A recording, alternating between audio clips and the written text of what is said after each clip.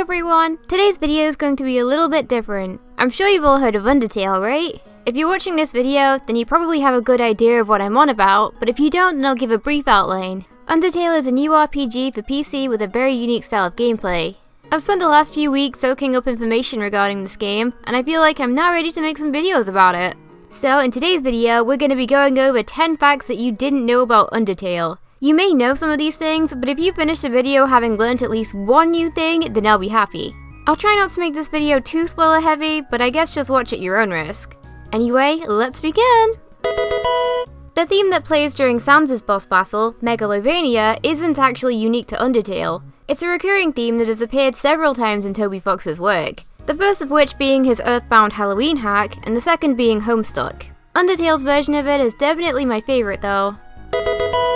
In the name entry screen, it's impossible to proceed after entering the names of any of the main characters. Entering these names will display a special message and return you back to the name entry screen. For example, entering the name Flowey gives you the message, "I already chose that name."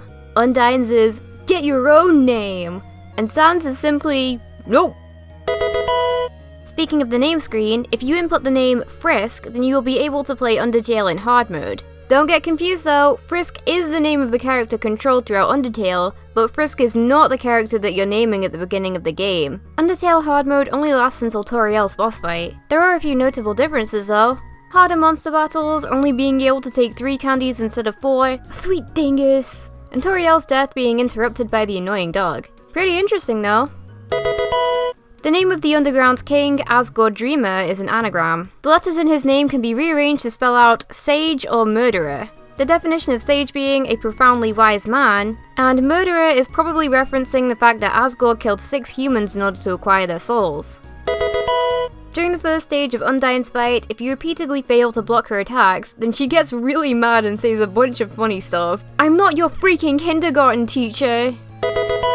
In the Tem shop, there is an option labelled Tem Pay for Colleague for a pretty steep price. However, if you actually decide to do this, then it will unlock an item named Temi Armor. Temi Armor is an item that makes the game's combat completely broken by increasing your defense a significant amount, among other beneficial effects. The things you can do with a college education.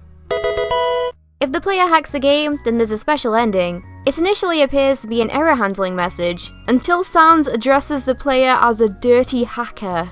Welp! In Napstablook Snail Farm, there's a minigame named Thunder Snail, which allows you to race snails. The outcome of the race depends on how much you encourage your snail. Encouraging the snail too much will make it feel under pressure and it will burst into flames. The funny thing is that this is very likely a reference to the SpongeBob SquarePants episode, The Great Snail Race, where the exact same thing happens with SpongeBob's snail Gary. During Metaton's boss fight, if you enter the word Toby into the essay, referring to the game's creator Toby Fox, Metaton will reply with, "Toby? What the hell is that? Sounds sexy." Well played! Undertale was created as a result of an extremely successful Kickstarter campaign.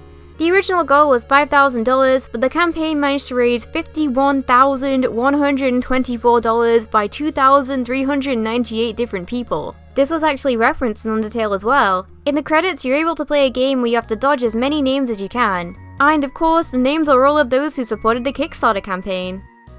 Well anyway, I hope that you enjoyed today's video. I really would love to have your feedback on it because it's the first time that I've ever done a trivia video on anything other than Pokemon, but I had a ton of fun making it. And if you enjoyed it, then maybe I'll make some more Undertale videos. We'll see. But in any case, thank you so much for watching and I hope to see you next time. Bye!